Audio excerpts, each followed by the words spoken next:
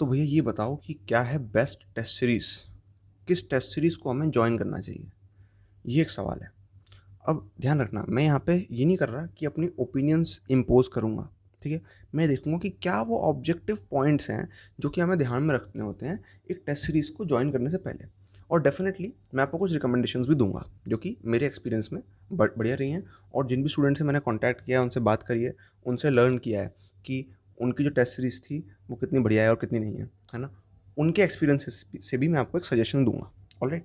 तो पहले देखते हैं ऑब्जेक्टिव पॉइंट्स क्या हैं। ये 5 पॉइंट्स का बस अगर अपन ध्यान रख लें, तो अपन बेस्ट टेस्ट सीरीज़ चूज़ कर पाएँगे, ठीक है? तो सबसे पहले देखते हैं। पहली जो चीज़ है, वो ये है कि इस टेस्ट को बहुत सारे लोग देने चाहिए। ऐसा ना हो कि कोई सी एक अनपॉपुलर टेस्ट सीरीज़ है, उसको आप जॉइन कर लो, जिसको सिर्फ़ 500 या 1000 या 2000 स्टूडेंट्स ही दे रहे हैं, है ना? उससे क्या होगा कि आपकी जो रैंक है ना, उसकी ढंग की एनालिसिस नहीं हो पाएगी। अगर जो टेस्ट में रैंक आती है, अगर आपको उसको कंसिडर करने का मन है, तो फिर वैसे वाली करो ना जिसको बहुत सारे स्टूडेंट्स ने दिया है ना? कुछ 5000 से लेके 10,000, कुछ 15,000 स्टूडेंट्स ने उस टेस्ट सीरीज़ को दिया है। तब जाके जो आपकी जो रैंकिंग है, तब जाके वो सेंस बनाएगी, है ना? तो पहली चीज़ तो क्या है कि वो पॉपुलर होनी चाहिए। पॉपुलर कौन-कौन सी हैं? अगर मैं 3 एग्ज़ाम्पल लूँ जस्ट, है ना? मैं वैसे तो बहुत सारे एग्ज़ाम्पल ले सकता हूँ, मैं 3 एग्ज़ाम्पल ले रहा हूँ। फिटजी, एलन, रेजोनेंस, तीनों ही टेस्ट सीरीज़ बढ़िया हैं, ठीक है? इस मामले में कि ज़्यादा number of students in test series के अंदर पार्ट लेते हैं, ठीक है? सेकंड पॉइंट क्या है कि क्या ये टेस्ट सीरीज़ जो हैं, क्या ये आपको इंस्टेंट सॉल्यूशंस प्रोवाइड करते हैं? क्योंकि अक्सर क्या होता है कि टेस्ट तो हो गया, लेकिन और टेस्ट ऑनलाइन था, सबमिट हो गया। पेपर की एक्सेस आपके पास नहीं है और आपने क्या मार्क किया था उसकी एक्सेस आपके पास नहीं है, सॉल्यूशन भी आपके पास नहीं है। तो फिर क्या होता है कि जो टेस्ट के बाद, टेस्ट के जस्ट बाद हमको एनालिसिस करनी होती है, वो हमारी रह जाती है ना? और फिर जब हमको मिलता है सॉल्यूशन 3 दिन बाद, अगले हफ्ते ऐसा कुछ, तो फिर हम भूल जाते हैं हमने क्या किया था, क्यों किया था। तो प्रॉपर्ली एनालाइज़ नहीं हो पाता। तो 3 चीज़ें एक टेस्ट सीरीज़ को हमेशा प्रोवाइड करनी चाहिए इंस्टेंटली, है ना? क्या? जो पेपर है, क्वेश्चन पेपर, वो इंस्टेंटली आपके पास होना चाहिए। जो आपके रिस्पॉन्सेज़ हैं, वो इंस्टेंटली आपके पास होने चाहिए और जो आंसर हैं, at least answer, if not solutions, then at least answers must be available just after the exam, ठीक है? 3 चीज़ें हैं, ये जो होनी चाहिए। तो ये दूसरा पॉइंट हो गया। तीसरा पॉइंट ये हो गया कि आपकी प्रिपरेशन का करंट लेवल क्या है? अगर आप जस्ट बिगिनर हो, है ना? मतलब बिगिनर मतलब लेवल में, है ना? ऑब्वियसली आपको समय हो गया जेईई की तैयारी करते-करते, लेकिन क्या आपका लेवल उतना अच्छा नहीं हो पाया? क्या आपको मेंस से क्वेश्चन करने में भी थोड़ी-सी दिक्कत आती है ना? अगर मेंस से क्वेश्चन करने में भी थोड़ी-सी दिक्कत आती है, तो मैं रिकमेंड आपको नहीं करूँगा कि आप फिटजी या एलन की टेस्ट सीरीज़ जॉइन करें, ठीक है? मैं आपको रिकमेंड करूँगा कि आप रेजोनेंस की टेस्ट सीरीज़ जॉइन करें और उसमें जो जेईई मेन वाले हैं, उन पे फोकस करें, क्योंकि रेजोनेंस में रिलेटिवली आसान क्वेश्चन आते हैं और कॉन्सेप्ट कवर करने वाले क्वेश्चन आते हैं। तो उससे आप ये एनालाइज़ कर पाओगे कि आपके कॉन्सेप्ट्स कितने कवर्ड हैं, ठीक है? ऐसा नहीं रेजोनेंस में टफ क्वेश्चन नहीं आते कि फिटजी और एलन में ईज़ी क्वेश्चन नहीं आते, ऐसा नहीं है। बट लार्जली ऐसा है, ठीक है? अप्रॉक्सिमेटली ऐसा है ना? ऑल इन ऑल अगर आप देखोगे ओवरऑल तो ऐसा है। तो मैंने अक्सर देखा है स्टूडेंट्स फिटजी की टेस्ट सीरीज़ में एनरोल हो जाते हैं, जो कि ऑब्वियसली वो फिटजी की कोचिंग में एनरोल्ड हैं, क्लासरूम में एनरोल्ड हैं। तो इस वजह से फिर क्या होता है, वो उसी की टेस्ट सीरीज़ जॉइन करते हैं। फिर जब वो देखते हैं एआईटीएस में उनकी रैंक आ रही होती है 3000, फिर उनको जो धक्का लगता है, अब ऑब्वियसली किसी न किसी की 3000 आएगी, है ना? लेकिन बात ये है कि क्या वो आपके लिए जो पेपर है, क्या वो आपके लिए रेलेवेंट था? उस पेपर में इतने सारे क्वेश्चन थे। अक्सर वो 3000 रैंक वाले जो स्टूडेंट्स होते हैं, इनकी एआईटीएस में 3000, 4000, 5000 कुछ रैंक आती है फिटजी के अंदर। तो अक्सर वो स्टूडेंट्स ऐसे होते हैं ना, 10 नंबर का अटेम्प्ट किया होता है, मतलब 10 नंबर का अटेम्प्ट नहीं, 10 नंबर का स्कोर किया होता है, 10 मार्क्स, 20 मार्क्स, इस तरह की चीज़। तो ऐसा पेपर आपके लिए फ़ायदेमंद नहीं है, जिसको आप सिर्फ इतना ही अटेम्प्ट कर पा रहे हो, है ना? इतना टफ हो गया कि आप अटेम्प्ट ही नहीं कर पा रहे, तो फिर मतलब क्या वो पेपर देने का? 3 घंटे किसी ने स्पेंड किए सिर्फ 30-40 मार्क्स का अटेम्प्ट करने के लिए, दैट इज़ वेस्टेज, है ना? तो आप एक ऐसा पेपर चूज़ करो, पेपर का जो लेवल है वो ऐसा होना चाहिए। तीसरा पॉइंट ये है कि आपके लेवल से वो थोड़ा-सा मैच करे। मतलब ये कि आप एटलीस्ट आप इतना कर पाओ कि आप 50% पेपर को अटेम्प्ट कर पा रहे हो, ठीक है? 50% पेपर एटलीस्ट आप अटेम्प्ट कर पा रहे हो। अगर ऐसा है कि आपकी प्रिपरेशन उतनी अच्छी नहीं है और आप फिटजी का वो दे रहे हो और आप सिर्फ 10-20% क्वेश्चन ही अटेम्प्ट कर पा रहे हो सकता है ऐसी कंडीशन हो अभी, है ना? तो फिटजी की टेस्ट सीरीज़ आपके लिए भी नहीं है, आपके लिए रेजोनेंस की है। लेवल बढ़ाओ, एक दिन फिटजी तक भी पहुँच जाओगे, ठीक है? कि फिटजी के एडवांस क्वेश्चन भी कर पाओ, ठीक है? You will reach there, you will reach, ठीक है? अब आते हैं 4th और 5th पॉइंट पे। क्या उस टेस्ट सीरीज़ की जो आंसर की और सॉल्यूशन हैं, क्या उनमें एरर्स होते हैं कंसिस्टेंट? कंसिस्टेंट एरर्स होते हैं। कई बार ऐसा हो सकता है आपकी जो टेस्ट सीरीज़ है उसमें, अगर आपकी टेस्ट सीरीज़ में 3 से 4 एरर आ रहे हैं, ठीक है? या 3 से 4 कम, मतलब ऐसा समझ लो कि 3 से कम एरर आ रहे हैं। इसका मतलब चलो ठीक है, ओके, मैनेजेबल, क्योंकि अनफॉर्च्युनेटली जेईई मेन और जेईई एडवांस के ओरिजिनल पेपर्स में भी 2-3 एरर तो आ ही जाते हैं, ठीक है? अनफॉर्च्युनेटली। तो अगर आपकी टेस्ट सीरीज़ में 3 से कम एरर आ रहे हैं तो ठीक है, लेकिन अगर ऐसे एरर आ रहे हैं कि 5-6 एरर हो गए, स्पेलिंग एरर हो रहे हैं, आंसर ए का बी लिखा है ना? एसी का बीडी लिखा है, इस तरह के आंसर की में गड़बड़ें हैं। अगर ज़्यादा गड़बड़ें हो रही हैं, है ना? तो फिर गड़बड़। लेकिन भैया हम कैसे पता लगाएँगे कि आगे वाले पेपर्स में वो लोग स्पेलिंग मिस्टेक करेंगे कि नहीं करेंगे? देखो, हर कोचिंग के टेस्ट सीरीज़ के आपके पास ना ज़रूर 2019 के, 2018 के, 2020 के जो टेस्ट सीरीज़ के पीडीएफ्स होते हैं ना, पूरे इंटरनेट पे वो सर्कुलेट होते रहते हैं, ठीक है? जो कि हो सकता है इन लोगों को अच्छा ना लगे, है ना? फिटजी वालों को हो सकता है अच्छा ना लगे कि फिटजी पेपर सर्कुलेट हो रहे हैं, बट वो हो रहे हैं, ये सच्चाई है। और वो आपको कहीं पे भी फ्री ऑफ कॉस्ट मिल जाएँगे, ठीक है? यहाँ पे मैं कहीं भी ये एनकरेज नहीं कर रहा कि आपको ये करना चाहिए, कि आपको जो पायरेटेड मटेरियल है, उसको यूज़ करना चाहिए, मैं इसको एनकरेज नहीं कर रहा। बट मैं आपको बता रहा हूँ, एनीवेज़ वो पायरेटेड हो चुका है, ठीक है? एनीवेज़ वो हो चुका है, सबके पास है, तो आप भी उसको यूज़ कर सकते हो, उसमें कोई तकलीफ़ नहीं है, ठीक है? लेकिन मैं एनकरेज नहीं कर रहा कि पायरेटेड मटेरियल को इस्तेमाल करो या एनकरेज करो, ठीक है? कि ज़बरदस्ती करो ही करो, कि आप मंगवाने लगो लोगों से कि भाई दो यार, पेपर दो, ठीक है? ज़बरदस्ती पायरेसी अपने को नहीं करनी है ना। अच्छा, अब आते हैं फिफ्थ पॉइंट पे, ठीक है? फोर्थ पॉइंट तो बड़ा ऑब्वियस था, एरर नहीं होनी चाहिए यार, ठीक है? नहीं तो आपको क्या होता है, दिक्कत होती है आपके मन में ना, सॉल्यूशन देखकर हो सकता है सॉल्यूशन में कोई गड़बड़ है, तो कुछ मिसकॉन्सेप्शन बन जाए, और मिसकॉन्सेप्शन बड़े गंदे होते हैं, बड़े गंदे होते हैं। टेस्ट दे ही इसलिए रहे हैं कि मिसकॉन्सेप्शन टूटें। अब टेस्ट देते टाइम अगर मिसकॉन्सेप्शन बन जाएंगे तो फिर क्या फ़ायदा रहा? फिर क्या फ़ायदा भाई ज़िंदगी जीने का? ठीक है? फिर क्या फ़ायदा यार इस टेस्ट सीरीज़ को लेने का, है ना? फिर तो मतलब ही नहीं है, फिर तो एंटी काम कर रही है अपने, है ना? फिर फिफ्थ पॉइंट पे आते हैं। क्या इस टेस्ट सीरीज़ के अंदर इर्रेलेवेंट क्वेश्चंस आ रहे हैं? इर्रेलेवेंट क्वेश्चंस मतलब ऐसे क्वेश्चंस जिनका एग्ज़ाम के सिलेबस से कोई ताल्लुकात नहीं है ना? कोई रिलेशन नहीं है। एडवांस का सिलेबस, जो जेईई एडवांस का सिलेबस है, उसमें ऐसा कुछ दे ही नहीं रखा जो लोग पूछ रहे हैं। तो अगर ऐसा हो जाता है, तो ऐसी टेस्ट सीरीज़ ना बड़ी डिमोटिवेटिंग हो जाती है। मैं आपको बताऊँ, बड़ी डिमोटिवेट हो जाती है। आपको ऐसा लगता है कि आपको आता नहीं है, जबकि एग्ज़ाम में नहीं आता। आपको नहीं आता ऐसी वाली बात नहीं है, एग्ज़ाम में नहीं आता तो आपको क्यों आए, है ना? लेकिन ज़्यादातर स्टूडेंट्स को क्लियर नहीं होता पहले से कि क्या सिलेबस में है, क्या नहीं है। उन्हें लगता है कि यार उनकी तैयारी ज़बरदस्ती खराब चल रही है ना? कोई उनका स्ट्रॉन्ग चैप्टर होगा, है ना? तैयारी तो खराब चल ही रही है आप लोगों की। ठीक है? लेकिन ऐसा होता है ना, कुछ-कुछ चैप्टर अपने अच्छे भी होते हैं, है ना? हर किसी स्टूडेंट के कुछ चैप्टर तो अच्छे होते ही हैं, ठीक है? तो वो जो अच्छे चैप्टर होते हैं, अगर उसमें उस चैप्टर के अंदर कुछ आउट ऑफ सिलेबस आप चले गए, है ना? तो वो जो बच्चे का अच्छा जो चैप्टर है, जिसके ऊपर उसको कॉन्फिडेंस है, वो फिर ज़बरदस्ती हार्म नहीं होना चाहिए, है ना? ये बड़ी गलत बात हो जाती है। फिर उस स्टूडेंट को लगता है कि यार इसमें गड़बड़ है, फिर वो हो सकता है आउट ऑफ सिलेबस चीज़ें पढ़ना शुरू कर दे, फिर इसका मतलब वो ट्रैक से हट रहा है। तो आपको ये एनकरेज नहीं करना चाहिए, नहीं करना चाहिए, नहीं करना चाहिए, ठीक है? कि कोई टेस्ट सीरीज़ ऐसी आप जॉइन कर रहे हो, है ना? और उसमें आउट ऑफ सिलेबस सवाल आ रहे हैं।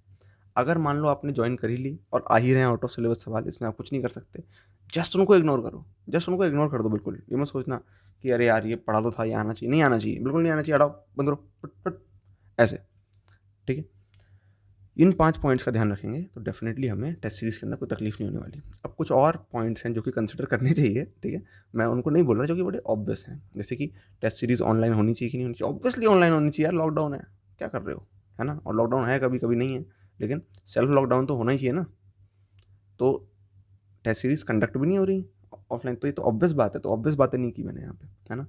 कि ऐसा बोलूँ कि टेस्ट सीरीज़ का पैटर्न सही होना चाहिए। आज की डेट में सारी ही टेस्ट सीरीज़ हैं जो हैं, उनका पैटर्न तो सही है ना? पैटर्न में कोई तकलीफ़ नहीं है, सबका पैटर्न बढ़िया है। तो इस बात को मैंने नहीं बोला, है ना? अब कुछ चीज़ें हैं, कुछ कोचिंग्स होती हैं जो बोलती हैं कि हम लाइव आपको सॉल्यूशंस और डाउट सॉल्विंग भी कर देंगे आपकी इस टेस्ट की। तो देखो, मैं अपने एक्सपीरियंस से और बाकियों के एक्सपीरियंस से अगर बताऊँ तो ये इतना अच्छा नहीं रहता थोड़ा, मैं आपको बताऊँ। क्योंकि इसमें आपका क्या है, टाइम ज़्यादा जाता है और डाउट कम सॉल्व होते हैं। आप उनसे सॉल्यूशन शीट माँगो और आप करो खुद से। जो चीज़ समझ नहीं आ रही, कोई बात नहीं, उसको पढ़ोगे, समझ में आ जाएगा बाद में। लेकिन डाउट सॉल्विंग पे आप इतना ज़्यादा भरोसा मत करो। एक आध क्लास जाके देख लो तो देख लो, अदरवाइज़ ज़्यादा एंगेज मत हो उसमें। मैं हो चुका हूँ एंगेज, मैं जानता हूँ इनएफिशिएंट रहती है बहुत ज़्यादा, ठीक है। ऐसा मैं नहीं कह रहा कि टीचर सिखाते नहीं, सीखने को नहीं मिलता, सीखने को मिलता है, बट टाइम की कॉस्ट बहुत ज़्यादा होती है, इतना आप अलग से सीख सकते थे। या वो जो चीज़ें होती हैं वो कुछ ज़्यादा एडवांस्ड होती हैं अगर कुछ सीखने को मिलती है तो, ठीक है। जो बेसिक डाउट होते हैं उनको सॉल्व करने में आपको 1 घंटे, आधे घंटे ऐसे वेट नहीं करना चाहिए, ठीक है। दैट इज़ टाइम वेस्ट, है ना? तो उस पे आप ज़्यादा रिलाय मत करो। ऑलराइट। और कुछ और पॉइंट्स हैं जो बताना चाहता हूँ, है ना? सारे हो सकता है मैं कवर ना कर पाऊँ, है ना? जितने मेरे को अभी याद आ रहे हैं अच्छी तरह से उतने मैं आपको बता दे रहा हूँ कि टेस्ट सीरीज़ के रैंक को देखकर हो सकता है आप अपनी कुछ मिस जजमेंट्स बना लो। हो सकता है कभी रैंक अच्छी आ जाए तो आप चौड़ जाओ, रैंक बेकार आ जाए तो आप श्रिंक हो जाओ, ठीक है? बट ये ध्यान रखना, ये चौड़ना, श्रिंक होना, ये सब आपको क्या है, आपको फ्लेक्सिबल बनाने के लिए है, ठीक है? लेकिन आपको मतलब इसके अंदर ज़्यादा इसको सीरियसली नहीं लेना, ठीक है? वैसे भी टेस्ट सीरीज़ है यार, ठीक है? तो एक पॉइंट ये है कि इसका जो भी स्कोर आ रहा है उसको सीरियसली लेना, ये देखना है मुझसे कहाँ गलती हो गई, कहाँ मैं सही कर सकता था और मैंने सही नहीं किया। That is the point two learn, ठीक है? लर्निंग लो, डिमोटिवेशन मत लो। अगर आप डिमोटिवेशन ले लोगे ना तो कभी आप लर्निंग नहीं ले पाओगे, क्योंकि लर्निंग होती है हमेशा पॉजिटिव अप्रोच के साथ, है ना? नेगेटिव अप्रोच के साथ लर्निंग नहीं होती। नेगेटिव अप्रोच जब आप अपना मूड ख़राब कर लेते हो ना, तो आपके माइंड का सिर्फ एक ही मोटिव रह जाता है, वो होता है मूड को सही करना। और मूड को सही करने के लिए फिर वो एंटरटेनमेंट ढूँढता है। तो आप मूड ख़राब ही क्यों करो, जो सही करने के लिए एंटरटेन होना पड़े आपको, कहीं यूट्यूब पे, है ना? या नेटफ्लिक्स पे या ऐसा कुछ, क्यों? है ना? तो उसकी कोई ज़रूरत नहीं है। तो डिमोटिवेट मत हो, डिमोटिवेट नहीं होगे तो हमेशा अप्रोच रहेगी कि मैं सीख लूँ कि भाई मैंने गड़बड़ क्या की और उसको ना करूँ अगली बार से, है ना? तो लर्निंग लो, ठीक है? डिमोटिवेशन मत लो, जो कुछ भी आए, है ना? और मोटिवेशन भी मत ले लो, समझ रहे हो? मोटिवेशन ही मत ले लेना, फँसोगे नहीं तो बाद में, ठीक है? अभी चौड़ जाओगे और फिर बाद में पता चलेगा कि क्या, एक जब पड़ेगी ना, एक चपत पड़ेगी खींच के बाद में, तो ओवर कॉन्फिडेंट भी नहीं होना, ठीक है? बड़ी ऑब्वियस बात है। फिर क्या है, एक इंपॉर्टेंट पॉइंट और, मैं बोनस पॉइंट बोलते जा रहा हूँ कई सारे, कि जब आप टेस्ट दे के आते हो, जस्ट आप उसके बाद एनालिसिस करो, जस्ट बाद एनालिसिस करो, ढंग से एनालिसिस करो, अच्छी तरह से करो। कैसे करना है, इसके लिए हम कुछ वेबिनार्स, कुछ सेशन ऐसे लेके आएंगे, उसके अंदर आपको बताएंगे कैसे आपको बेस्ट तरह से टेस्ट की एनालिसिस करनी है, ठीक है? वो सब होगा कवर, है ना? बट एटलीस्ट टाइम तो स्पेंड करो, टाइम तो स्पेंड कर सकते हो ना, है ना? बेस्ट मेथड हो सकता है आपको अभी ना पता हो, लेकिन टाइम तो स्पेंड कर सकते हो ना। कुछ 1-3 घंटे के टेस्ट में आपको 2 घंटे तो स्पेंड करने चाहिए उसकी एनालिसिस में, ठीक है? बड़ा इंपॉर्टेंट है, क्योंकि जो आपको सीख मिलती है ना, वो ही आपके एग्ज़ाम में काम आएगी, ठीक है? जो आपको सीख मिलती है वही आपके एग्ज़ाम में काम आएगी। जो आप टेस्ट पेपर दे के आए हो, ये एग्ज़ाम में काम नहीं आएगा इतना ज़्यादा, जितनी जो आपकी लर्निंग है वो काम आएगी। टेस्ट पेपर के क्वेश्चन को लेके लेके जाओगे क्या एग्ज़ाम में? नहीं ना। क्या यही क्वेश्चन एग्ज़ाम में आएँगे? नहीं ना। लेकिन इसकी जो लर्निंग है, जो आप इससे लर्निंग एक्सट्रैक्ट करते हो, वो आपके एग्ज़ाम में, रियल एग्ज़ाम में काम आएगी। तो ये बड़ा इंपॉर्टेंट है कि आप उससे लर्न करो, क्योंकि लर्निंग को ही आप ले जा पाओगे असली एग्ज़ाम में। एक लास्ट पॉइंट और, कि स्टूडेंट्स अक्सर क्या करते हैं, जब टेस्ट सीरीज़ आने वाली होती है ना, तो जो टेस्ट सीरीज़ का सिलेबस होता है ना, अपनी प्रिपरेशन को उस डायरेक्शन में मोल्ड कर लेते हैं ताकि मार्क्स बढ़िया आ जाएँ। ऐसे मत करो यार, मत करो। ये देखो कि आपके 2 ही तरह के एग्ज़ाम होते हैं, एक होता है जेईई मेन, एक होता है जेईई एडवांस्ड, ठीक है? ये बाकी के सारे मॉक टेस्ट हैं, ठीक है? मॉक टेस्ट क्यों बोलते हैं इनको?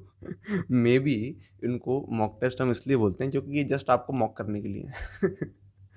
ठीक है? आपको जस्ट मज़ाक उड़ाने के लिए है आपका कि भाई देख तुझे कुछ नहीं आता। ठीक है? तो ये मॉक टेस्ट हैं, तो ये जस्ट आपको मॉक करने के लिए हैं, ठीक है? मॉक करने के लिए थोड़ा बहुत मॉक हो जाओ, लेकिन इतना भी ज़्यादा नहीं कि आप अपनी प्रिपरेशन का जो फ्लो है वो बदल लो। नहीं, आप ये देखो आपको उस एग्ज़ाम की तैयारी करनी है, और ये जो एग्ज़ाम है, मॉक टेस्ट जो हैं, ये जस्ट उसके लिए स्टेपिंग स्टोन्स हैं, ठीक है? ये प्रोसेस का पार्ट है, ये प्रिपरेशन का पार्ट है, परफॉर्मेंस का नहीं। तो टेस्ट सीरीज़ में परफॉर्मेंस को मैक्सिमाइज़ करने के लिए आप उस रियल एग्ज़ाम की जो प्रिपरेशन है, उसको मत स्पॉइल करो, क्योंकि ये mock test is not performance, mock test is preparation, ठीक है? और जब आप पेपर दे रहे होते हो, सिर्फ तब परफॉर्मेंस पे फोकस करो। लेकिन उस छोटे से पेपर से पहले, छोटे से मॉक टेस्ट से पहले अपनी प्रिपरेशन की डायरेक्शन अगर आप उस मॉक टेस्ट में कर दोगे, तो फिर क्या होगा कि आपको ऐसा दिखेगा कि ठीक है, अगर बेटर हो भी गया तो इस वजह से हुआ था, जो कि जस्ट आपने रिसेंटली वो चैप्टर पढ़े थे, इस वजह से नहीं कि आपको आप उसमें स्ट्रांग हो। और रियल एग्जाम में कभी ऐसा नहीं होगा कि आप रियल एग्जाम में उन छोटे से टॉपिक्स को पढ़ के आ रहे होगे, है ना? क्योंकि रियल एग्ज़ाम में जब आप आओगे तो फिर आपने हो सकता है कुछ-कुछ टॉपिक्स बहुत पहले रिवाइज़ किए हों, हो सकता है बहुत पहले, हो सकता है जस्ट पहले पढ़े भी हों, लेकिन समझ रहे हो ना? वो सारे टॉपिक इतने ज़्यादा आपके माइंड में उस वक़्त नहीं रहते, है ना? तो रियल चीज़ तो वहाँ इवैल्यूएट होती है। लेकिन अगर जो भी सिलेबस में आ रहे हैं 4-5 चैप्टर, अगर आप उन्हीं को तेज़-तेज़ पढ़ लोगे, है ना, जस्ट एग्ज़ाम से पहले, तो वो तो आपको रट ही जाएँगे। वो आपकी शॉर्ट टर्म मेमोरी की वजह से आप आगे निकल गए उनमें और आपको लग रहा है कि आप बहुत अच्छे हो गए। तो ये मिसकंसेप्शन होता है ना? तो यहाँ पे क्या होता है, मिसकैलकुलेशंस हो जाती हैं, है ना? मिसअंडरस्टैंडिंग्स हो जाती हैं अपने बारे में। एनालिसिस जो है, वो उसकी एक्यूरेसी खराब हो जाती है आपकी, तो आप ढंग से एनालाइज़ नहीं कर पाओगे, है ना? तो अपनी प्रिपरेशन का ट्रैक मत चेंज करो छोटे-छोटे मॉक टेस्ट के लिए। मॉक टेस्ट को जस्ट होने दो, ठीक है? होने दो आराम से। उनके लिए अलग से मत प्रिपेयर करो, है ना? लेकिन ऑब्वियसली अगर ऐसा है कि आपकी कोचिंग में वही चैप्टर चल रहा है, वो वही आपको पढ़ना ही है, ठीक है? वो आपकी प्रिपरेशन के अंदर ही आ रहा है, एडवांस की प्रिपरेशन की जो आपका पाथ है जो, उसी के अंदर ही वो चैप्टर को पढ़ना आ रहा है और वही टेस्ट में भी आ रहा है। तो ठीक है, ये तो सोने पे सुहागा हो गया, ये तो चांस की बात हो गई। लेकिन ज़बरदस्ती ट्रैक मत चेंज करो अपना, ठीक है? क्योंकि जो एग्ज़ाम है वो 2 ही तरह के होते हैं, जेईई मेन और जेईई एडवांस, बाकी सब आपको मॉक करने के लिए हैं, ठीक है? Mock test, alright? तो आई होप इतने सारे पॉइंट्स के बाद आपको ये चीज़ें क्लियर होंगी कि कैसे टेस्ट सीरीज़ को जॉइन करने से पहले और जॉइन करने के बाद क्या चीज़ें करनी होती हैं, किन चीज़ों का ध्यान रखना होता है। बहुत सारे पॉइंट्स आपको बताया। लर्निंग को ज़रूर अपने कमेंट्स में लिख देना, ठीक है? अपनी लर्निंग को कमेंट्स में लिख देना, है ना? और सजेस्ट क्या करोगे भैया आप, तो ये बताओ। तो जो स्टूडेंट्स जैसे कि मैंने बताया, इन क्राइटेरियंस के ऊपर ही मैं आपको रिजल्ट बता रहा हूँ कि जो स्टूडेंट्स इतने ज़्यादा अभी कॉन्फिडेंट नहीं है अपनी प्रिपरेशन में, तो वो फिटजी को ना जॉइन करें कृपया करके, है ना? रेजोनेंस ट्राई करें, ठीक है? रेजोनेंस के मेंस ट्राई करें, रेजोनेंस के एडवांस ट्राई करें। फिर उसके बाद हो सकता है आप 1-2 पेपर ट्राई करके देखा करो, अलग-अलग टेस्ट सीरीज़ के 1-2 पेपर। वो पेपर जिनके आपके पास पीडीएफ अवेलेबल हो, उनके आंसर की और उनके सॉल्यूशंस भी अवेलेबल हों, ठीक है? उन्हें अटेम्प्ट करके देखा करो और देखा करो कैसा लग रहा है ये, सही लग रहा है कि नहीं? क्या हमें कौन-सी बेस्ट लग रही है? ट्राई करके भी देख सकते हो आज के ज़माने में तो, क्योंकि पीडीएफ आपके ऑल ओवर फ्लोट कर रहे हैं ऑल ओवर इंटरनेट, है ना? तो आप ट्राई करके भी देख सकते हो, ठीक है? तो मैं रिकमेंड करूँगा कि लेवल के हिसाब से अगर देखा जाए तो रेजोनेंस, एलन, फिटजी, अगर मैं सिर्फ 3 ले रहा हूँ एग्जांपल में, और भी मैं ले सकता हूँ, बट मुझे उनको छोड़ना पड़ रहा है, नहीं तो फिर बहुत ज़्यादा कन्फ्यूजिंग हो जाएगा आपके लिए, है ना? तो मैं 3 ही एग्जांपल ले रहा हूँ, रेजोनेंस, एलन, फिटजी। इन तीनों के मैं अपने टेस्ट पेपर दे चुका हूँ अपने ज़माने में और स्टूडेंट्स को रिकमेंड करता हूँ, वो देते हैं और इन सारे पेपर्स के बारे में मुझे काफ़ी अच्छे से जानकारी है अंदर तक, है ना? तो इसलिए मैं रिकमेंड कर रहा हूँ। मैं जानता हूँ कि तीनों ही पेपर जो हैं वो अगर सही तरह से मैच किए जाएँ स्टूडेंट से तो बहुत अच्छे हैं, ठीक है? तो क्या है कि अब फिर जी में ऐसा हो सकता है, ये कुछ चीज़ें हैं जो आउट ऑफ सिलेबस आ रही हों, ठीक है? हालाँकि उसका पैटर्न एडवांस से बहुत मैच करता है, लेकिन जो क्वेश्चंस का कंटेंट है, हो सकता है वो ऐसा हो जो कि एडवांस के सिलेबस से मैच ना करे बहुत सारे क्वेश्चंस का, ठीक है? तो ये चीज़ है, रेजोनेंस, एलन फिटजी लेवल के हिसाब से। तो आप शुरू कर सकते हो रेजोनेंस से, रेजोनेंस के मेन से, फिर एडवांस पे आ गए, फिर आप फिटजी पे आ सकते हो डायरेक्ट, है ना? और एलन आप ट्राई कर सकते हो, ठीक है? अब क्या होता है, कुछ टेस्ट हैं जो कि आपको हर कोचिंग के ट्राई करने चाहिए, ये मिस नहीं करने चाहिए आपको। वो पता क्या है? वो हैं ओपन टेस्ट। ओपन टेस्ट जो कि ऐसे होते हैं जो कि हर कोई दे सकता है ना? सिर्फ उस टेस्ट में पार्टिसिपेट कर सकता है कोई, उसको पूरी टेस्ट सीरीज़ लेने की ज़रूरत नहीं है। तो ओपन टेस्ट आप जितनी कोचिंग से दे सकते हो वो दो, ठीक है? ओपन टेस्ट के पेपर बढ़िया होते हैं, मज़ा आता है ना? और क्या, फुल टेस्ट जितनी कोचिंग के दे सकते हो वो दो, ठीक है? लेकिन जो पार्ट टेस्ट हैं और जो चैप्टर वाइज़ टेस्ट हैं वो जस्ट आप एक ही कोचिंग का दे दोगे, एक ही एआईटीएस का दे लोगे तो आपका सही रहेगा। लेकिन फुल टेस्ट ज़्यादा से ज़्यादा कोशिश करो कि आप दो, क्योंकि फुल टेस्ट होती कितने हैं? फिर जी में 6-7 होते हैं कई बार, है ना? कई बार 10 भी होते हैं, बट मेन जो होते हैं वो 5 होते हैं, 6 होते हैं, इस तरह के अमाउंट्स होते हैं, जो कि बहुत ईज़िली डूएबल हैं, जो कि आप 1 हफ्ते में यार, अगर आपका एग्ज़ाम पास आ जाएगा, तो आप 1 हफ्ते में यार 2-2 टेस्ट दोगे ना कम से कम। 2 टेस्ट दोगे तो बड़ा जल्दी ये कंज़्यूम हो जाएगा। महीने भर में सारे टेस्ट सीरीज़ कंप्लीट हो जाएँगे, है ना? और 2 महीने अगर आप टेस्ट देते हो, तो भई आप 2-2 टेस्ट सीरीज़ को कंप्लीट कर सकते हो, है ना? ज़्यादा नहीं है काम करने को, बड़े छोटे-छोटे पेपर्स हैं, कोई मतलब कम नंबर्स हैं काफ़ी पेपर्स के, बहुत ज़्यादा नंबर्स नहीं हैं। ऑलराइट। अच्छा, एक चीज़ का और ध्यान रखना, ठीक है? यहाँ पे ना थोड़ी-सी चीटिंग होती है। कुछ लोग अगर घर पे टेस्ट दे रहे होंगे तो वो चीटिंग करेंगे। तो अगर आपकी रैंक नीचे आ रही है तो इस बार को मतलब इस बात को ना ध्यान रखना थोड़ा-सा कि ये इस रैंक को इसलिए आपको थोड़ा-सा कंसिडर नहीं करना, है ना? क्योंकि यहाँ पे चीटिंग भी हो सकती है। और क्या होता है, कई बार ऐसा होता है जो फिटजी के क्लासरूम्स होते हैं, तो फिटजी के अंदर जो क्वेश्चंस आते हैं एआईटीएस के, कई बार उनकी जो क्लासरूम की कॉपीज़ होती है ना टॉप बैचेस की, है ना? उनके अंदर से उठाए हुए क्वेश्चंस होते हैं वो, है ना? तो ये बड़ी अनफॉर्चुनेट चीज़ है जो कि मैंने नोटिस करी, ठीक है? मैं इल्ज़ाम नहीं लगा रहा फिटजी पे, लेकिन बात ये है कि ये फिनोमेना है, ठीक है? मैं इसको अच्छा या बुरा नहीं बोल रहा, मैं बोल रहा हूँ कि ये फिनोमेना है कि फिटजी के एआईटीएस में जो क्वेश्चंस हैं, वो फिटजी के टॉप बैचेस के जो क्लास में पढ़ाए हुए जो क्वेश्चंस होते हैं ब्लैक बोर्ड पे, वो उससे बड़े क्लियरली मैच करते हैं और बड़े सारे क्वेश्चन मैच करते हैं, ठीक है? तो अब ये क्या है इसके पीछे, कौन-सी स्ट्रैटेजी है, क्या सोचा गया था, ये कोइंसिडेंस है, इस बारे में मैं कमेंट नहीं करूँगा, बट मैं आपको बता रहा हूँ ये फिनोमेना है, ऐसा होता है, ठीक है? दिस हैपेंस, ठीक है? और मैं इसको पूरी तरह से प्रूव कर चुका हूँ कि भाई दिस हैपेंस, ठीक है? पूरी तरह से चेक कर चुका हूँ कई एविडेंसेस के साथ, है ना? This happens. तो रैंक को इसलिए ज़्यादा अपने को कंसिडर नहीं करना चाहिए। तो ये भी एक पॉइंट है जो नहीं पता होता स्टूडेंट्स को, है ना? बड़े जो खोजते हैं उन्हें पता चलता है कि भाई ये भी मैटर है, ये भी ऐसा भी होता है दुनिया में। होता है, ऐसा होता है दुनिया में, बराबर। ठीक है? तो ये बात है। तो आई होप आपकी बात समझ में आ गई होगी, है ना? तो ये एग्ज़ॉस्टिव चीज़ है जो आपको, this is all you need to know before joining a test series और after joining a test series, है ना? तो आप इन सारे पॉइंट्स का ध्यान रखें, कॉन्शियसली चूज़ करें, है ना? और चीज़ों को ढंग से यूज़ करें। All the best.